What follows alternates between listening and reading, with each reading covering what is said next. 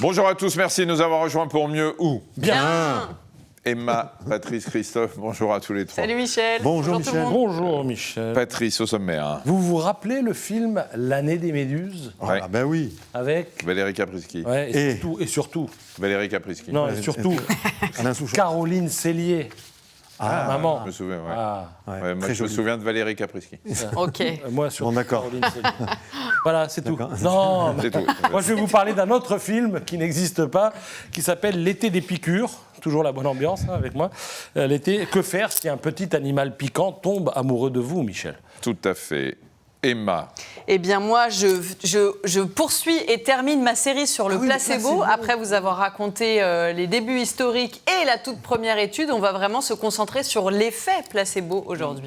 Coach Cricri. On parle aujourd'hui du sport des salariés, qui est une étude qui vient de sortir. Et visiblement, les Français bougent de plus en plus après le boulot ou pendant, quand ils le font à midi. Et on va voir quel sport ils pratiquent en particulier. Voilà. Très bien. Tiens, une petite Devinette. devinette. Est-ce que vous connaissez l'origine de l'expression avoir une peur bleue? Est-ce que c'est en rapport avec Barbe Bleue? Non. Avec le sang qui est bleu ou Ah, rouge. le sang Non. qui... oui. Non. Avec, je sais Peur pas, bleu. ça vient des marins à cause de la mer qui était bleue. Non. Que Non. c'est pas la couleur du loup dans l'imaginaire populaire. Non. Le corps une partie du corps qui changerait de couleur du Oui. fait d'une A. Allons bon, qu'est-ce qui change de couleur donc? On arrête de respirer parce qu'on a peur Et on donc, devient bleu. On devient tout bleu. Alors oui, on devient bleu, mais pas parce qu'on arrête de respirer, parce qu'on n'arrive plus à respirer. C'est ce qu'on appelle la cyanose. Et en fait, ça vient du choléra. Le choléra, il y a eu une grande pandémie au 19e siècle et il y a eu des épidémies avant. Et en fait, le malade qui est touché par le choléra, vous savez qu'il peut aller très bien le matin et mourir le soir du choléra parce qu'on se vide complètement. Il y a plein de symptômes, dont cette cyanose, c'est-à-dire le fait d'avoir un manque d'oxygène qui fait que votre visage devient complètement émacié, il perd un poids fou très rapidement, et le visage devient violet ou bleu. Et ces malades-là effrayaient beaucoup les gens autour d'eux, évidemment. Et c'est pour ça qu'on avait une peur bleue. D'accord. Voilà. Merci pour la Merci du culture. renseignement. Je vous en prie. On va essayer de ne pas l'oublier. On Ouais, va ouais. commencer avec le PATSCAN. Patrice, dans la série Les Bobos de l'été, qui nous donne envie de partir, va nous parler de choses réjouissantes, parce que, comme lui, il ne va pas prendre beaucoup de vacances, parce que je crois que vous allez beaucoup travailler sur France Info, je crois, cet été, Notamment. sur la télé, notamment. Donc, il veut nous pourrir les vacances, et vous les pourrir, et vous dire, ne partez pas, vous serez mieux là où vous êtes. Vous connaissez Lénine, Michel, il disait les faits sont têtus, et j'ajouterais que les statistiques sont imparables, ce qui fait qu'à l'arrivée, oui, cet été, il y aura forcément, au chapitre des bobos estivaux, des piqûres, à propos desquelles, eh bien, mieux vaut savoir avant comment il conviendra de réagir que de se poser la question après. Alors, on va commencer par un petit animal marin que vous pourriez rencontrer facilement, plus que dans l'air d'ailleurs, les oursins. Oui, l'avantage, c'est que le piquant de l'oursin n'est pas venimeux. L'inconvénient, c'est qu'il peut y avoir infection si on se pique avec un oursin. Donc, en cas de piqûre, la priorité, c'est de retirer ce qui s'est enfoncé dans la peau. Le conseil, c'est tout simplement où que vous alliez cet été, ayez toujours au fond du sac une pince à épiler avec vous. Ensuite, bien sûr, vous désinfectez la plaie. Très, très important de désinfecter la plaie, et si vous n'y arrivez pas, parce qu'en général, c'est pas toute l'épine d'oursin que vous Oui, avez, c'est un hein, petit bout, ça a bien évidemment. cassé, Ouais. c'est bien enfoncé. Si vous n'y arrivez pas, vous allez voir un médecin ou vous allez aux urgences. Nous restons au bord de la mer, et alors, vous avez déjà été piqué par une vibre? Moi personnellement non. Ah, Oui. C'est L'enfer. Oui, terrible. c'est l'enfer. C'est une douleur, mais ça a tombé dans les pommes, franchement. Alors, les vives, elles habitent le sable du sud des plages du sud de la France. Forcément, elles trouvent qu'on les dérange un peu trop l'été, donc du coup, elles se vengent avec leur venin. Et alors, comme vous le disiez, on le sent passer. Réflexe numéro 1, après avoir été piqué, il faut plonger la plaie dans de l'eau chaude, et même de l'eau très chaude. Évitez aussi de vous brûler, hein, quand je dis très chaude. Réflexe numéro, même pas 2, mais 1 bis, consulter en urgence. Entre-temps, vous pouvez prendre du paracétamol pour atténuer la douleur. La douleur, effectivement, vous allez la ressentir aussi si vous croisez des méduses. Ah oui. Et votre premier réflexe, évidemment, sera de vous gratter, sauf que c'est précisément ce qu'il ne faut pas faire. Oui, alors on raconte aussi qu'il faut se faire pipi sur la plaie, ce qui est C'est une complètement légende. ridicule, sauf si on est exhibitionniste. Donc, on évite. On évite. La piqûre de méduse, ça se règle en 5 étapes. Petit 1, je rince la plaie à l'eau de mer, sans jamais frotter. Petit 2, Pourquoi à l'eau de mer? Comment? Pourquoi à l'eau de mer? Parce qu'il y a du sel dedans. Oui. Oui. Et donc? Et ça attaque le venin de Non, c'est que si... vous savez que les méduses, quand elles vous touchent avec leurs tentacules, elles laissent des petits sacs pleins de venin. Ces sacs, à l'intérieur de ces petits sacs, il y a le venin, mais il y a aussi du sel. Si vous lavez avec de l'eau douce, par des phénomènes que l'on dit osmotiques, le sel allant du plus dense vers l'extérieur, va sortir, va faire éclater les vésicules pour aller vers l'eau ça va être pire. L'eau claire, et ça va répandre le venin. Alors que si vous lavez avec de l'eau de mer, il n'y a pas de différence osmotique entre les deux. Donc, on rince à l'eau de mer sans frotter.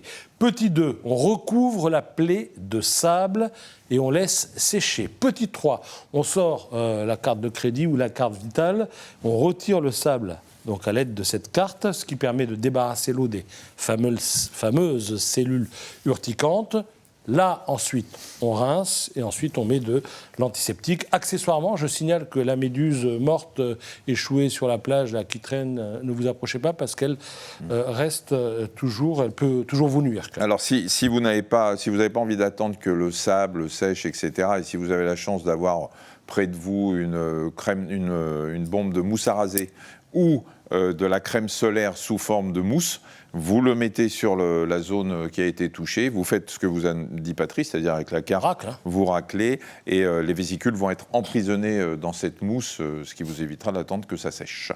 Alors, ensuite, vous avez échappé à l'oursin, vous avez échappé à la méduse, et... Vous êtes plus constipé. Non, c'était hier. Les moustiques. Les insectes. Ouais. Là, 2 possibilités. Si la piqûre se trouve dans la bouche ou près des yeux, on ne prend pas le temps de discuter, on court aux urgences. Si l'insecte vous a laissé son dard en cadeau, c'est le cas par exemple des abeilles, vous ressortez la pince à épiler que je vous ai conseillé d'avoir dans le sac, il y a 2 minutes, dans le sac. Voilà, et vous essayez de retirer ce dard, vous faites vite, et doucement surtout, parce que c'est tout un art. Vite et doucement surtout. C'est tout un... Non, mais il faut le faire rapidement, mais doucement. Non, il faut le faire, avec délicatesse, mais rapidement après la piqûre. N'attendez pas une demi-heure, quoi. Rapidement après la piqûre. Voilà, c'est tout un dard. Alors, on peut aussi essayer de ne pas se faire piquer, donc de faire de la prévention. Oui, si vous avez des boissons... ou des aliments sucrés près de vous, vous allez les attirer, tous ces insectes qui piquent. Même chose si vous portez des couleurs vives, on parle des vêtements, et même, devinez quoi, du parfum. Bref, tout ça est à savoir si votre lieu de vacances est infecté de la charcuterie. Moustiques. La charcuterie les attire. La charcuterie et la viande attirent les abeilles. J'ai un point commun avec l'abeille alors. Ouais, comment ? J'ai un point commun avec l'abeille. Charcuterie, si vous mettez de la charcuterie à table ou de la viande, vous êtes sûr que vous allez avoir... Mais vous avez un truc pour faire fuir... Les abeilles ou des guêpes ? Pas sur la plage, mais non ? le soir à la maison... Les guêpes, oui, pardon. Pour faire fuir les moustiques. Mais le ventilateur. Le ventilateur. Franchement, le meilleur truc anti-moustique, c'est vous mettez 2 ventilateurs, parce qu'en général, le soir, ils viennent vous piquer les chevilles. Vous mettez un ventilateur à chaque extrémité de la table, et je peux vous dire que vous n'aurez pas de moustiques, parce qu'ils ne peuvent pas lutter contre l'air généré. Ils ne peuvent pas voler. Donc vous mettez les ventilateurs, c'est ce qu'il y a de plus efficace. J'apporte une précision par rapport aux méduses. Il y a aussi une solution qui consiste à écouter les recommandations des surveillants de plage, qui vont être sur toutes nos plages et tous nos littoraux à partir de là, dans quelques jours, qui d'ailleurs pour certains y sont déjà, et qui préviennent en même temps qu'il y a des méduses, et qui expliquent si certaines sont urticantes ou pas, si certaines sont dangereuses ou pas. Donc écoutez quand même aussi nos surveillants qui sont très au fait de tout ça. Surtout qu'avec le réchauffement climatique et le réchauffement des eaux, il y a de plus en plus de méduses pas loin des plages. Merci de nous avoir pourri nos vacances, Patrice. On va retrouver le vrai du fake avec Emma. Et on va continuer notre série sur le placebo et vous allez voir que c'est loin d'être du fake. Bah oui, alors on a dit qu'il s'agit d'une substance qui en soi ne contient rien d'efficace. Ça permet notamment d'avoir un élément de comparaison dans une étude scientifique quand on veut tester l'efficacité d'une nouvelle molécule. Mais on sait aussi que la prise d'un placebo peut avoir un effet sur le patient. Et pas qu'un peu, on estime que dans un tiers des cas, ils agissent bel et bien. Alors c'est une estimation, mais notamment ça se montre efficace sur la douleur et sur les nausées. Voilà, et effectivement, l'effet placebo peut avoir un effet sur le patient, puisqu'on appelle ça l'effet placebo. Voilà, sans aucun principe actif, c'est ça l'effet placebo. Et donc c'est le cerveau qui est aux manettes derrière tout ça. Même si on prend une pilule de sucre, si le cerveau est convaincu que le traitement va marcher, il envoie des signaux qui vont déclencher tout un tas de réactions dans l'organisme. Par exemple, il va libérer des endorphines, vous savez, c'est ce qu'on désigne souvent comme les hormones du plaisir ou du bien-être, et qui agissent comme des antidouleurs. Mais il est aussi capable d'envoyer des messagers chimiques qui jouent contre le stress ou qui agissent sur l'immunité. Donc là, je vous parle de comprimés, mais on l'avait évoqué l'autre fois que ça marchait aussi en chirurgie. Histoire fascinante que j'ai lue sur le site de la Fondation pour la recherche médicale concernant une opération qui consiste à enlever le ménisque pour soulager l'articulation du genou. Il a été démontré qu'on obtient le même effet avec une opération fantôme, placebo donc, qu'avec une véritable opération. Pourtant, hallucinant, hein. Et ça va encore. Ouais. Pardon. Non, vous avez fini ? Pas tout à fait. Allez-y, Un autre truc complètement fou, c'est que le placebo marche même quand le patient sait qu'il s'agit d'un placebo. Une équipe du CNRS a montré que quand on explique au patient le mécanisme du placebo, eh bien son cerveau peut quand même activer tous les processus de guérison, endorphines et tutti quanti dont je vous ai parlé. Et il y a encore plus fort, c'est qu'il y a un effet nocebo. Ouais. C'est que le placebo, qui n'a pas d'effet, il a un effet négatif. Ouais, ça c'est encore une info incroyable mais vraie. Ce sont les effets secondaires en effet liés à la prise d'un placebo. En gros, on prend un médicament qui donc, on a bien compris, ne contient absolument aucune substance active, ou un faux vaccin par exemple. Il y a une étude comme ça avec des fausses injections contre le Covid et pourtant on va développer des effets indésirables. Ça aussi, ça se joue dans le cerveau, mais ça se traduit bel et bien par des maux de tête, par des nausées par exemple pour ce cas sur le faux vaccin. Et puis un jour, je vous parlerai de nos biais cognitifs parce que ça, c'est assez intéressant et c'est important de bien se connaître et de savoir comment on fonctionne pour démêler le vrai du fake. L'effet nocebo, c'est qu'on récupère les effets secondaires de quelque chose qui d'un normalement n'a traitement pas d'effet. Il suffit, qui est bidon. on vous donne, même sans aller jusqu'au placebo, si je vous donne une fiche posologique, vous la lisez sur un vrai médicament que je vous donne, avec une liste d'effets secondaires. Donne la diarrhée, par exemple. Voilà, et vous avez beaucoup plus de risques d'avoir cet effet secondaire que quelqu'un qui n'a pas regardé la fiche et les effets secondaires. C'est-à-dire que... Voilà. Et vous allez, même si ce n'est pas ça qui a déclenché l'effet secondaire, si vous avez par hasard un effet secondaire qui est dans la liste mais qui n'a rien à voir avec le médicament, vous allez le rapporter au médicament. Vous dites, forcément, vous avez mal à la tête pour autre chose. Je sais pourquoi. Vous dites, oui. voilà. Donc c'est c'est vrai que j'ai... Mais c'est le problème, c'est la question aussi. De la pleine lune. Oui, exactement. Sûr, ouais. La pleine lune, vous dormez mal un soir, vous ne comprenez pas pourquoi, vous regardez le calendrier, vous dites, oui, c'était la pleine lune, vous le raccrochez à ça, ce ne serait pas la pleine lune, vous ne poseriez pas la question. Donc, c'est des biais de confirmation. Ça, on va s'y pencher, est-ce que c'est passionnant, oui. Merci beaucoup, on va parler sport avec Coach Cricri. Christophe, c'est vrai que les salariés des entreprises françaises, c'est une bonne nouvelle, trouvent de plus en plus le temps de bouger et de faire du sport pendant la journée de travail. Oui, alors c'est même spectaculaire. C'est Egym Wellpass, c'est l'ancien Gymlib dont le métier est de proposer des solutions sport aux entreprises pour leurs collaborateurs, qui rapporte ce phénomène, qui a analysé les réservations de ces 800 000 utilisateurs. Donc, ça fait quand même un beau panel pour bien étudier les choses. Entre le premier trimestre 2025 et le premier trimestre 2026, qui donc est juste derrière nous, le nombre de séances a bondi de 67%. Voilà, on parle de 1,6 million de créneaux réservés dans différentes activités sportives. Vous réservez un squash à l'heure du déjeuner, un cours de je ne sais quoi, 1 600 000 quand même. Le fitness est toujours en pole position avec la musculation et les cours collectifs. Mais ce qui explose, ce sont les sports de raquettes, figurez-vous. Le paddle. Voilà, le paddle. Le paddle, on rame Paddle, sur la... c'est- Voilà. Donc, je commence par le squash, c'est plus de 142% de réservation en une année. Le badminton revient très fort avec plus de 100% de réservation. Et le padel, Patrice, P-A-D-E-L, pour le coup, c'est 67% en plus. Et c'est pas pour rien et pas par hasard, visiblement. Ces 3 disciplines ont un point commun. Elles se pratiquent à 2 ou à 4. Donc, on prend plaisir à les pratiquer avec ses collègues. C'est toujours mieux que de le faire tout seul. Elles durent 45 minutes, donc elles sont assez rapides. Elles sont casables à l'heure du déjeuner sans mettre par terre l'emploi du temps de la journée de travail. Et évidemment, elles vident la tête, puisque ce sont aussi des jeux. On joue avec des gens, c'est un sport de raquette. Ah, c'est ludique. L'adrénaline, c'est ludique. C'est ludique, et voilà, ouais. c'est positif. C'est marrant parce qu'on aurait pensé que c'était plus les sports solo qui... Exactement. Alors, il y a un phénomène qui est arrivé après le télétravail. Donc, le télétravail a isolé les gens chez eux, parce qu'ils étaient forcés de rester chez eux. Ils le sont encore un peu aujourd'hui, même si pas mal d'entreprises en reviennent et demandent aux gens de revenir au bureau. Donc, le sport redevient un prétexte social. On réserve un créneau avec un collègue, on se retrouve après le bureau. C'est le lien, finalement, social, autant que le bien cardio que peut apporter un sport. Et il y avait aussi un sport en vogue, c'était le cycling, le Oui. sport collectif. En salle. À vélo. le cyclisme à vélo. Alors, c'est en recul. Le cyclisme à vélo, c'est un... Oui, je crois que c'est un pléonasme. C'est le cyclisme en vélo sur une bicyclette. Voilà. Voilà, on À y cheval. est. Oui, pour certains. Quelquefois en chaise. Bon, ouais. Et donc, alors oui, c'est une discipline qui était très à la mode il y a quelques mois. Elle a perdu, en une année, elle a perdu 8%. Donc les gens y vont moins au cycling. L'escalade aussi perd pas mal de place parce que l'escalade est une activité qui en plus était pas mal pratiquée dans le cadre des événements d'entreprise. On fait de l'incentive qui est organisé par les RH, etc. C'est quasiment tombé de 15%. Alors ces disciplines restent quand même dans le top 10, mais l'effet post-Covid est passé par là. L'étude menée montre que les salariés veulent de la variété, ils veulent surtout pas de la routine, et ils veulent en fait se retrouver aussi entre eux pour pratiquer. Il n'y a pas la Formule 1.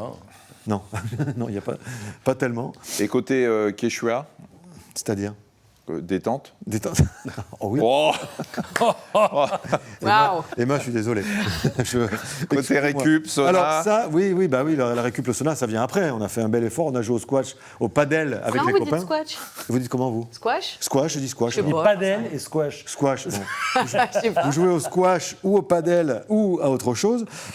Oui, Michel, très exactement. La récupération, le chiffre m'a surpris, 238% en plus en une année sur des séances de relaxation, 180% en plus sur le sauna. On cherche plus seulement à se dépenser, on cherche aussi évidemment à récupérer avant de repartir au boulot. Donc on résume, on bouge plus, on bouge ensemble et on souffle après. Et oui, il y a un acteur silencieux derrière tout ça, c'est l'employeur. Et ces abonnements sont aujourd'hui cofinancés beaucoup par l'entreprise. C'est d'ailleurs tout l'objet de eGym Wellness, cette boîte qui ils ont aujourd'hui intérêt, est- forcément. voilà, et les employeurs ont intérêt à faire en sorte que, faisant du sport, leurs employés se sentent mieux et soient évidemment moins malades ou moins enclins, en tous les cas, à développer certaines maladies. Le sport devient un avantage social, au même titre que les tickets resto ou la mutuelle. Et résultat, les salariés n'ont plus d'excuses pour ne pas s'y mettre aujourd'hui. Si vous voulez faire du sport et si vous avez des velléités dans ce sens-là, il y a de fortes chances que votre entreprise puisse vous y aider. Alors ça, évidemment. c'est valable pour les grandes entreprises, mais si on est dans une PME ou une TPME, très petite... C'est plus compliqué, mais bon, vous pouvez toujours TPE, envoyer ouais. un mail au RH avec un chiffre à l'appui. Vous devez expliquer à votre RH qu'une étude britannique de 2023 montrait que chaque euro investi dans le sport par l'entreprise, pour les collaborateurs, en rapportait 2 ou 3 en productivité et en jours de maladies évitées. Donc, mettez 1 euro, vous en gagnez 3 en termes de productivité et vous en gagnez 3 aussi en termes de jours d'absence des collaborateurs en moins. L'argument est économique autant que sanitaire. Normalement, si votre patron ou votre RH s'y est pas encore mis, il devrait peut-être vous écouter si vous savez donner ses arguments. Voilà, bougez, et même sans abonnement, hein, on vous le répète, faites du sport, faites juste attention s'il fait très chaud. On va maintenant jouer à la bonne version. Ne dites rien, Patrice. Je joue. Tiens, avant de jouer, Patrice, une petite devinette. Qui a donné son nom aux toilettes publiques ? Les Vespasienne. Les Vespasiennes. Et qui a donné ce Un nom ? empereur, Vespasien? Monsieur- Un Allemand Vespasien. Vespasien. Qui était Vespasien ? Un empereur, non? Un empereur Romain. Et on dit qu'il a inventé les toilettes publiques. On est d'accord ? Bah, ça me paraît évident. oui. Bah, Ouais. évidemment, sinon on ne les aurait pas appelés comme ça. Hein. Eh bien, c'est faux. Il a en réalité inventé une taxe sur l'urine. Parce qu'à l'époque romaine, l'urine était un liquide précieux, on le récupérait dans les latrines, on le vendait, et l'urine servait à nettoyer les tissus et les peaux. Waouh. C'est Et efficace. bien plus tard, lorsque les toilettes publiques ont été installées à Paris au XIXe siècle, on les a donc appelées vespasiennes comme Vous l'empereur. savez qu'aujourd'hui, en 2026, vous avez peut-être vu passer cette news, au Japon, il y a des collectes d'urine qui est transformée en je ne sais quel carburant. Il y a un vrai marché qui est en train Mais de... il y a un business Ouais. à monter là. Voilà. Tout ça sur le pipi. Oui, Bravo. parce que la matière première, elle est gratos quand même. Hein. Ah bah oui, et puis elle est là tout le temps, Ouais. normalement. hein. Et Normalement. puis c'est pas des combustibles fossiles. Non, ça n'abîme rien. Ça abîme rien, on le Voilà. récupère, voilà. Alors, qu'est-ce que merci. je gagne aujourd'hui alors Alors, qui va jouer et qu'est-ce qui se passe? On essaye de planter Christophe. On essaye. Ça fait quoi, une semaine maintenant Bien qu'on sûr, essaye, on y ça va arrive finir sur Instagram cette Ouais. histoire, tu vas voir. Bon. Alors c'est une énigme. Vous savez qu'on a reçu il y a quelque temps quelqu'un de la police scientifique Oui. qui nous a parlé de l'ADN. Très intéressant. La directrice Ouais, du laboratoire. Et passionnant. du coup, ça m'a donné l'idée d'une énigme autour de la police scientifique, de l'ADN, voilà. Avec une histoire qui se passe, Christophe, en Floride, en 1997. Un homme disparu. Alors, on le recherche et puis rapidement, parce que les recherches n'aboutissent pas, on laisse tomber cette affaire. Aucune nouvelle du bonhomme pendant 22 ans. Hein. Ah oui. 97 jusqu'à 2019. Et puis, au bout de 22 ans, la police le retrouve mort. Il est immédiatement identifié parce qu'on dispose de l'ADN du disparu. La question que je vous pose, c'est à la suite de quel concours de circonstances? De quoi, il est mort? Non. On a pu le retrouver. On a pu le retrouver. Ah. Et on commence avec la version 1. Michel, allez-y. Tiens. L'homme est retrouvé enterré dans le jardin de sa propre maison. La police l'a découvert par hasard en retournant le jardin pour retrouver, 22 ans plus tard, le butin d'un hold-up dont étaient accusés les nouveaux propriétaires de la maison. Ouais. Version 2. Allez, Emma. Un voisin de l'homme disparu 22 ans plus tard se promène sur Google Earth et repère une voiture immergée dans un lac. C'était visible mais uniquement par satellite. Il informe la police, on sort de la voiture et le disparu était dedans. Oui, il devait être bien conservé. Hein. Ouais, ouais. Version 3, 22 ans plus tard, Christophe, la police se rend sur les lieux d'une fusillade et relève le corps d'une femme mortellement touchée. La femme était en fait l'homme porté disparu. Il avait fait une transition de genre. C'est le relevé des empreintes digitales qui a permis d'identifier les empreintes de l'homme ou de la femme figurant dans le registre de la police. Je choisis cette version. Parce que Attendez. si, Google Earth. Réfléchissez. Je réfléchis. Donc, Prenez votre- le bulletin du hold-up avec les nouveaux propriétaires, etc. Blablabla, non, Vous n'en voulez pas? j'en veux pas. Voilà. D'accord, Là, d'accord. Voilà, il est d'accord. Très bien. Donc, il en reste deux. Mais il en reste deux. Il me reste la voiture immergée Oui, avec réfléchissez. le Vienzzi, avec le bonhomme dedans, 22 ans après. Il devait plutôt ressembler à un filet de sol. J'ai mouillé pendant 22 ans. Voilà, j'ai du mal, j'y crois pas. Je trouve que l'histoire, à la fin de la transition et du changement de sexe, dans l'intervalle de ces 22 années où on se demandait où est-ce qu'il était, c'est génial. Ça ne peut être que ça, c'est un film. Je vote pour cette version, la dernière. Et j'achète les droits. Et j'achète les droits. Il dit quoi? Moi, j'aurais dit la mienne, moi. La vôtre, c'était quoi? Je sais Le pas. butin dans le jardin. Ah ouais. Non, mais ça tient pas, Michel. Non, pas d'accord avec vous. Mamounette? Moi, j'aurais pris la mienne. Google, Google là, Earth, ouais. avec le lac, tout ça? Ah ouais, je crois pas du tout, pas une seconde. Non, le seul problème, c'est que dans votre énoncé, il y a l'idée que cette personne est immédiatement identifiée. Et pour être immédiatement identifié, il ne faut pas que le cadavre traîne depuis 22 ans, j'imagine. Je dis que c'est la policière. troisième version. Il y a eu un changement de sexe de cette personne. Ok, je suis d'accord, je suis avec lui, je suis dans son équipe. Et vous savez quoi? Ah Je l'ai eu. Ben Dieu. Je l'ai eu. Alors, Ça c'est quoi, m'a alors pris une semaine, mais je l'ai eu. C'est quoi, c'est la bagnole? C'est la bagnole dans le lac. Ah ouais? Google Earth. Ouais. Ouais. Incroyable. 22 ans dans l'eau. Eh oui. Ouais, mais bon, Non, mais ouais, mais après- ils avaient la bagnole. Ils avaient la plaque, bagnole, le la truc. marque, La plaque. tout ça. Ah, c'est ils, bonheur. ont, ils ont retrouvé ils ont retrouvé un cheveu et ils se sont dit... 22 ans après. C'est ce parce qui est fou, qu'en c'est que général, ils personne- sont bouffés par les poissons. Déjà, et puis surtout, c'est que personne n'est Mais remarqué dans la cette voiture bagnole, avant. compliqué. Ouais. Donc un Il squelette. faut que les Ah vitres non, soient ouvertes. Il faut que les poissons Mais à un sachent moment, ouvrir les c'est- vitres. S'il est il repart en mort, dessous. s'il est mort, Oui, c'est oui. que l'eau est rentrée dans la voiture, donc il s'est noyé. Oui, bien sûr. Et Ou donc, alors il est mort de faim. Ouais, ou les poissons savent ouvrir les vitres d'une voiture. C'est possible. Pardon.